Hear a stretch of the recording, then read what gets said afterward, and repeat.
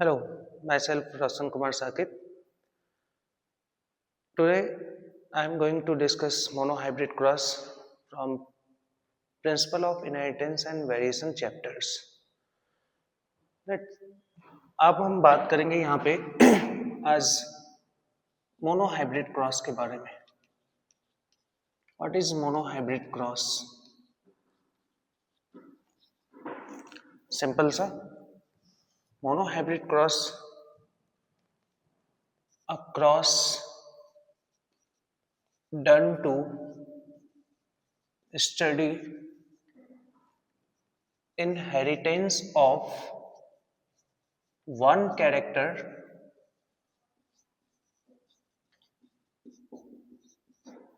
or two trait. This is called monohybrid cross. बाकी जितने भी क्रॉस होते हैं अगर उसके हम डेफिनेशन की बात करें तो यहीं से हम सीखेंगे सारे डेफिनेशन. अगर एक बार में एक कैरेक्टर की हम स्टडी करते हैं पी प्लांट की तो उसको हम कहेंगे मोनोहाइब्रिड क्रॉस. दो कैरेक्टर की अगर स्टडी एक साथ करेंगे डायहाइब्रिड क्रॉस. थ्री कैरेक्टर्स की स्टडी हम करेंगे ट्राइहाइब्रिड क्रॉस. कैरेक्टर एक है तो आप कैरेक्टर का वेरिएबल फॉर्म कितना होता है? दो, जिसको हम क्या बोलते हैं? ट्रेट. तो एक कैरेक्टर है दो ट्रेट, दो कैरेक्टर्स है चार ट्रेट. क्वेश्चन ये भी पूछे जाते हैं कि मोनोहाइब्रिड क्रॉस में कितने ट्रेट की स्टडी करते हैं, तो आपका आंसर क्या होगा? दो. वन कैरेक्टर है, ट्रेट की बात करें तो दो. बच्चे कई बार यहाँ पे गलतियां कर देते हैं कि वन ट्रेट को टिक करके आ जाते हैं, क्योंकि मोनोहाइब्रिड क्रॉस मोनो मतलब वन कैरेक्टर्स याद करके रखते हैं, लेकिन ध्यान रखना कैरेक्टर एक है लेकिन ट्रेट उसके कितने हैं? दो. मोनोहाइब्रिड क्रॉस के अंदर हम बात करें तो यहाँ पे वन कैरेक्टर लिए गए पी प्लांट के. प्लांट हाइट एक कैरेक्टर है, वन कैरेक्टर. अब इसके ट्रेट देखो कितने हैं? दो ट्रेट. एक टॉल है, दूसरा डॉर्फ है. तो ट्रेट कितने हो गए? टू ट्रेट हो गए. ये टू ट्रेट. तो one character two trait. Mendel ने जब एक कैरेक्टर एंड दो ट्रेट की स्टडी किया तो इसको बोला मोनोहाइब्रिड क्रॉस. अब इस क्रॉस में आप ध्यान रखना जेनेटिक्स में अगर आपको क्वेश्चन करना है तो सबसे पहले आपको मोनोहाइब्रिड क्रॉस को अच्छे से समझना होगा. मोनोहाइब्रिड क्रॉस क्लियर है तो आप जेनेटिक्स के हर एक कंसेप्ट को इजीली समझेंगे एंड उसके क्वेश्चंस अप्रोच होते हैं ना ये यहीं से लिए जाते हैं. कैसे आगे देखेंगे कि लिंकेज में भी हम इसी का यूज कहीं ना कहीं इसी से रिलेटेड कंसेप्ट का यूज करेंगे हर एक क्रॉस में, चाहे वो साइटोप्लाज्मिक जो भी क्रॉसिंग होगा ना मोनोहाइब्रिड क्रॉस से रिलेटेड पॉइंट्स होंगे. अब मोनोहाइब्रिड क्रॉस में हमने एक कैरेक्टर्स लिए दो ट्रेट, इसी की स्टडी हम करते हैं तो इसको हम बोलते हैं मोनोहाइब्रिड क्रॉस. अब हम एक बार क्रॉसिंग को करके देखते हैं. आप जानते हैं कि मेंडल ने सबसे पहले पेरेंट को सिलेक्ट करते थे एंड पेरेंट कैसे होते थे? Always pure. Parents are always pure. Mendel hybridization technique में फर्स्ट टेक्निक था कि पेरेंट का क्या करना है? प्योर लाइन बनाना है, यानी कि होमोजाइगस. ये प्योर लाइन्स हम तैयार करते हैं. जैसे कि यहाँ पे एक पेरेंट्स यहाँ पे टॉल है, दूसरा पेरेंट यहाँ पे डॉर्फ है. अब देखिए टॉल के लिए जीनोटाइप अपने पास कैपिटल टी भी है, कैपिटल टी स्मॉल टी भी है, लेकिन हमें प्योर वाले को लेना है तो हमने यहाँ पे ले लिया कैपिटल टी. डॉट के लिए तो एक ही होगा प्योर लाइन, स्मॉल टी. अब यहाँ पे हम क्या करते हैं, ये तो पेरेंट का जीनोटाइप है. हम जब भी क्रॉसिंग करते हैं तो हम गैमेट्स के जीनोटाइप का क्रॉसिंग करते हैं. सबसे पहले हमें गैमेट्स बनाना होता है, तो यहाँ से पहले हम गैमेट्स बनाएंगे. तो गैमेट्स बनाने के लिए यहाँ पे इस कैपिटल टी से एक गैमेट बनेगा कैपिटल टी, इस स्मॉल टी से एक गैमेट बनेगा स्मॉल टी. अब मेंडल ने पहला काम क्या किया? पेरेंट्स का प्योर लाइन तैयार किया. दूसरा उन पेरेंट के बीच में क्रॉसिंग कराया. तो देखो पेरेंट्स के बीच में क्या होगा? क्रॉसिंग. यहाँ पे हमने क्रॉसिंग करा दिया. क्रॉसिंग क्या होता है? टू डिफरेंट जीनोटाइप के बीच में क्रॉस होना। अब पेरेंट की क्रॉसिंग से जो जनरेशन आया इसको बोला फर्स्ट जनरेशन, F1 जनरेशन, है ना। और यहाँ पे इधर से कैपिटल टी, इधर से स्मॉल टी, तो ये आ गया capital T small T. Capital T dominant over small T, तो यहाँ पे ऑल आर टॉल, लेकिन ये प्योर टॉल नहीं है, ये इम्प्योर टॉल है, all are impure tall. Mendel ने देखा कि यहाँ पे सारे के सारे टॉल ही है, कुछ नया आया ही नहीं, तो मेंडल ने क्या किया, एक बार इस F1 जनरेशन का क्या करवा दिया, सेल्फिंग करा दिया। और सेल्फिंग कराने से जो जनरेशन आता है उस जनरेशन को हम बोलते हैं F2 जनरेशन। तो क्वेश्चन ये भी पूछता है कि F2 जनरेशन कम्स, तो आपका आंसर क्या होगा, selfing of F1, not crossing of F1। F1 generation comes from crossing of parents, not selfing of parents। अब यहां पे F2 generation, F1 cross F1 means capital T small t cross capital T small t। अब सबसे पहले हमने बोला कि हमें गैमेट्स बनाना होता है, तो हमने यहां से क्या करेंगे, गैमेट्स बनाएंगे, चेकर स्क्वायर बोर्ड का यूज करेंगे। इसका ये गैमेट्स हो जाएंगे capital T small T, and इसका ये गैमेट्स हो जाएगा कैपिटल टी स्मॉल टी। ये हमने चेकर स्क्वायर बोर्ड बना लिया। आरसी पुण्य ने बताया था कि क्रॉसिंग करते वक्त हम क्या करते हैं, चेकर स्क्वायर बना लेते हैं, इससे हमारा क्रॉसिंग का जो यहाँ पे जो ऑफस्प्रिंग होते हैं वो हमें इजिली यहाँ पे पता चल जाते हैं, कौन से आ रहे हैं टॉल, कौन से डॉट हैं, ये सब कुछ हमें अच्छे से पता चल जाता है। अब हम क्या करते हैं, इसमें कैपिटल टी को क्रॉस करते हैं, कैपिटल टी, इस कैपिटल टी स्मॉल टी को क्रॉस करेंगे, कैपिटल टी स्मॉल टी, इस कैपिटल टी स्मॉल टी को क्रॉस करेंगे, कैपिटल टी स्मॉल टी, और इसे स्मॉल टी को क्रॉस करेंगे तो स्मॉल टी। दोनों के दोनों कैपिटल टी है, डोमिनेंट एलील है, तो यहाँ पे कैरेक्टर क्या आएगा, टॉल। एक डोमिनेंट एक रिसेसिव, डोमिनेंट अलील अपना डोमिनेंसी शो करेगा रिसेसिव अलील के ऊपर, तो यहाँ पे भी टॉल आएंगे, लेकिन ये जो टॉल है ये टॉल कैसा होगा, इम्प्योर टॉल, इम्प्योर टॉल। फिर से heterozygous condition, capital T dominant over small T, यहाँ पे भी टॉल आएंगे, लेकिन कैसा टॉल आएगा, इम्प्योर टॉल आएगा। दोनों के दोनों रिसेसिव अलील, तो बताओ यहाँ पे क्या आएगा, डॉर्फ।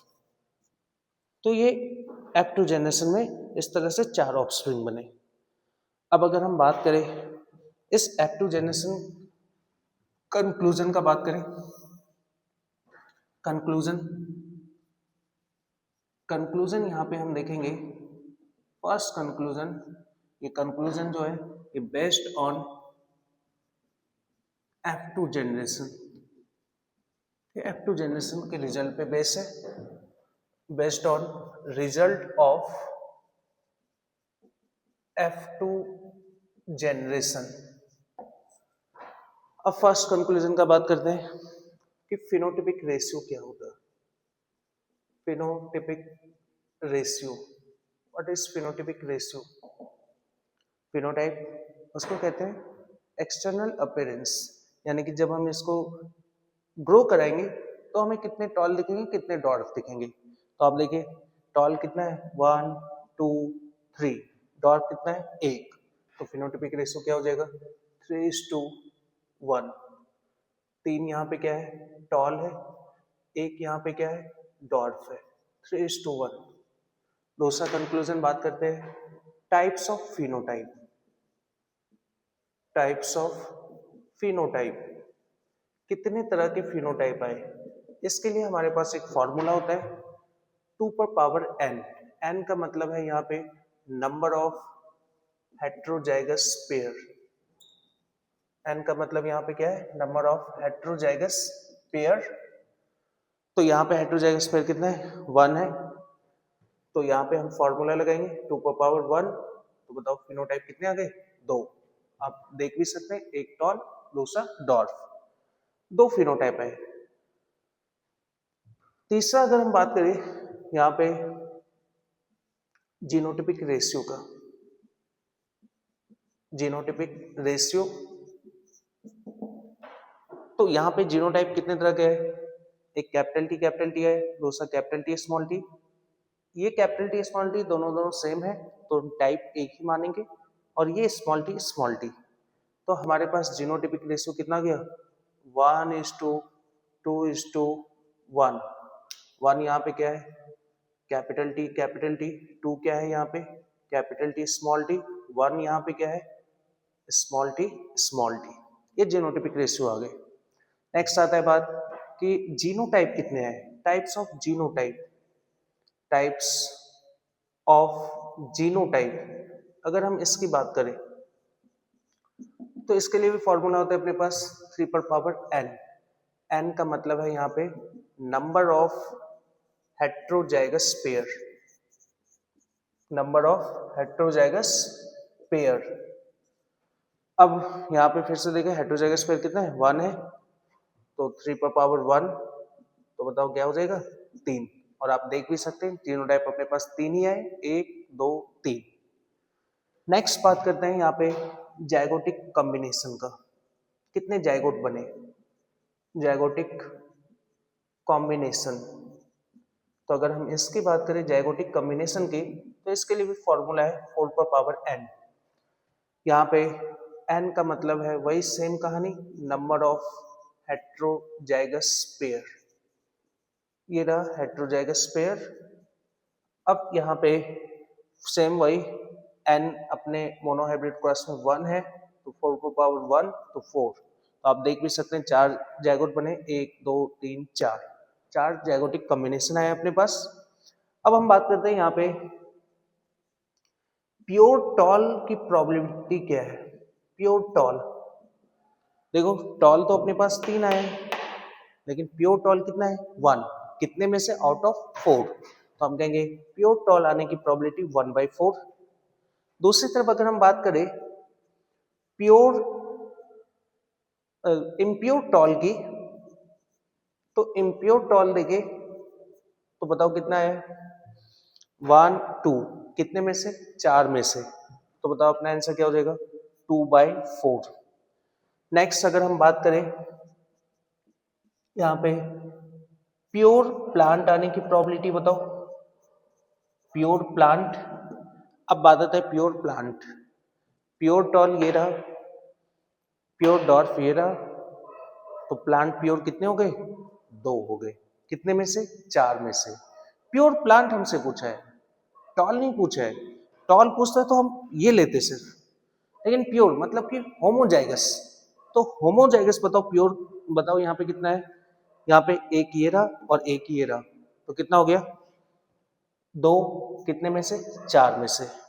अगर आपसे पूछे कि डॉर्फ प्लांट आने की प्रोबेबिलिटी कितना है, तो यहाँ पे देखेंगे डॉर्फ प्लांट 1/4, सिंपल सा डॉर्फ प्लांट 1 आउट ऑफ 4, तो ये हो गए हमारे पास डॉर्फ प्लांट 1/4।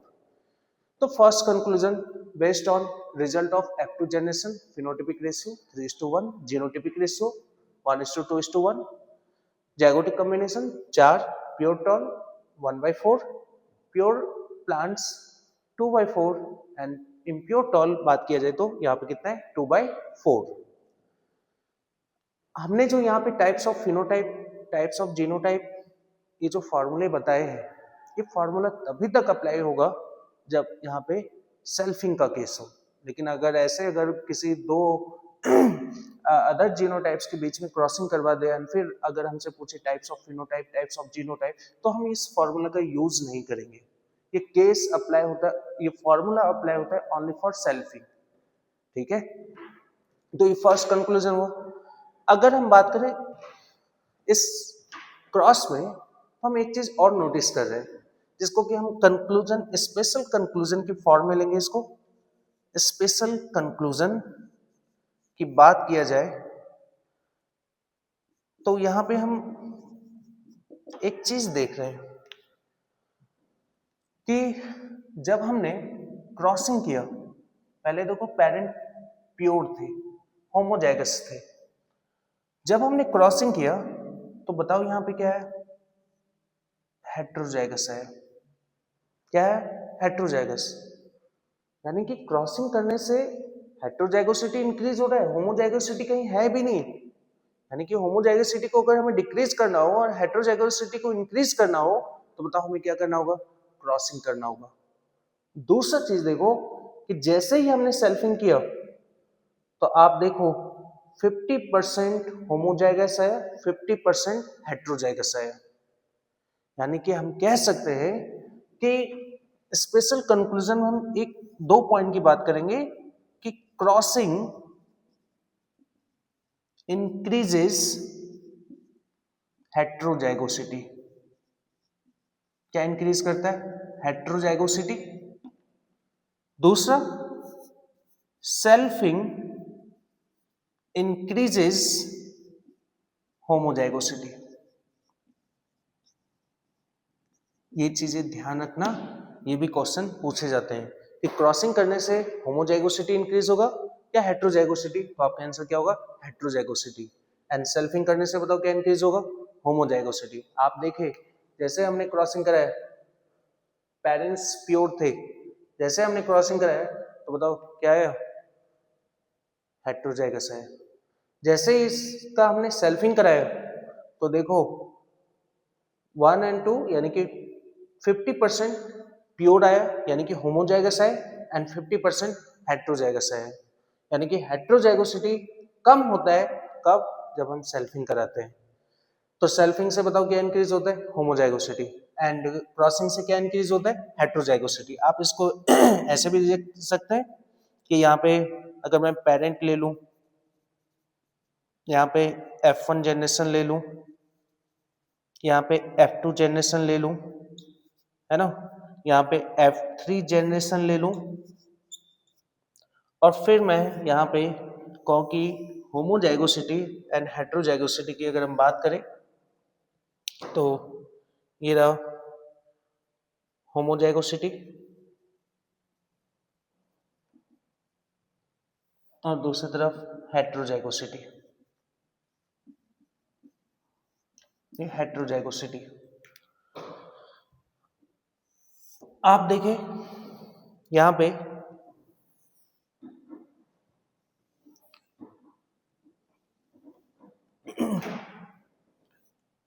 पेरेंट का जब हम क्रॉसिंग किए तो बताओ क्या होता है, F1 जनरेशन आता है।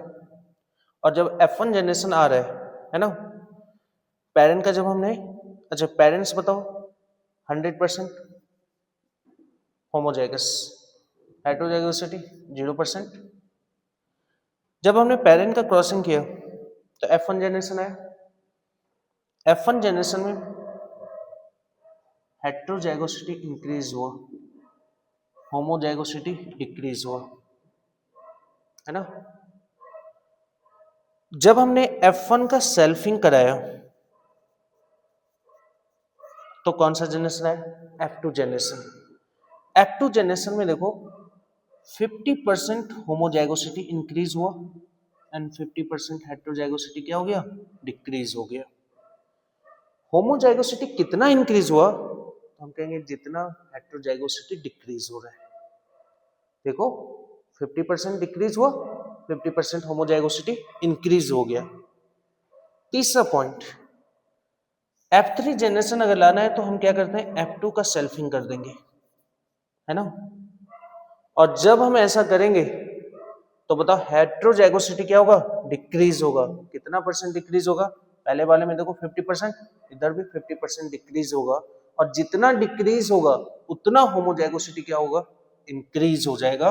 तो यहाँ पे 25% बचेगा हेट्रोजाइगोसिटी, यानी कि 25%, यहाँ पे 50% देखो फिर से डिक्रीज हो गया। जितना डिक्रीज हुआ है 25% डिक्रीज हो, उतना बताओ होमोजाइगोसिटी क्या होगा, बढ़ेगा। 50 में 25% ऐड कर दो, 75% होमोजाइगोसिटी। तो कहने की बात यह है कि crossing increases homozygosity, heterozygosity and selfing increases homozygosity. ये स्पेशल कंक्लूजन है जो कि हमने इस पूरे मोनोहाइब्रिड क्रॉस के रिजल्ट के बेसिस पे हमने देखा है, समझा है। अब हम बात करते हैं एक स्पेशल फाइनल कंक्लूजन की बात करें इस मोनोहाइब्रिड क्रॉस के ऊपर से। मेंडल F2 जनरेशन के रिजल्ट के बेसिस पे इस रिजल्ट के बेसिस पे मेंडल प्रपोज किए three postulate, postulate 1, postulate 2, postulate 3, and in 3 postulate का यूज करके 2 लॉ बनाए गए हेरिडिटी के, that is law of dominancy and law of segregation. तो फाइनल कंक्लूजन की तरफ हम देखें तो यहां पे हम बात करेंगे final conclusion.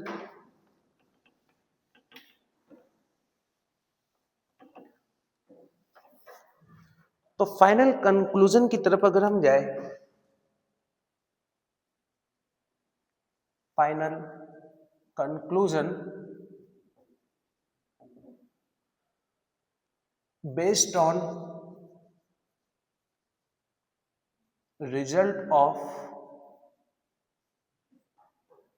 F2 generation of monohybrid cross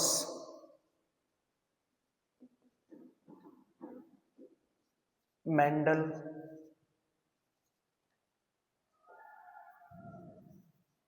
proposed 3 postulate which have been converted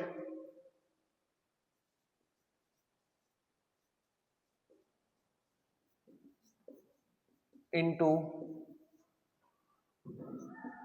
2 laws of heredity। Heredity के कितने लॉ में कन्वर्ट किया गया? 2 लॉ में। 3 पोस्टुलेट कौन है? Postulate first, that is postulate of paired factor।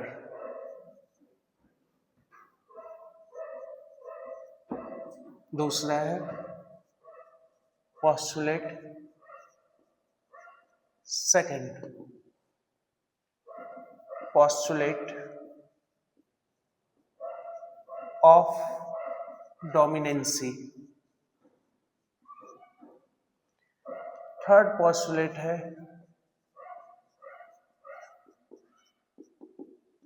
Postulate of segregation. 3 postulate, postulate of paired factor, postulate of dominancy and postulate of segregation. Postulate first and second को मिला के एक लॉ बनाया गया, law of dominancy, and postulate third को मिला के postulate third से यहां पे दूसरा लॉ बनाया गया हेरिडिटी का, जो कि है law of segregation, law of segregation. कई बार क्वेश्चन पूछा जाता है कि law of dominancy is based on result of monohybrid cross या डाइहाइब्रिड क्रॉस। तो आपका आंसर क्या जाएगा? Result of monohybrid cross. Law of segregation is based on, तो आपका आंसर क्या जाएगा? Result of monohybrid cross. Question ऐसे भी पूछे जाते हैं कि on the basis of result of monohybrid cross heredity के कितने लॉ बनाए गए? तो आपका आंसर क्या जाएगा? 2 law, law of dominancy and law of segregation. अब लॉ ऑफ डोमिनेंसी अगर हम बात करें तो इसके कुछ एक्सेप्शन भी है, जैसे कि इनकम्प्लीट डोमिनेंसी एंड को डोमिनेंसी। एक फेमस एग्जांपल से अगर आपको बताऊं, मिराबिलिस जेलापा, एंड को डोमिनेंसी में ह्यूमन एबी ब्लड ग्रुप, है ना।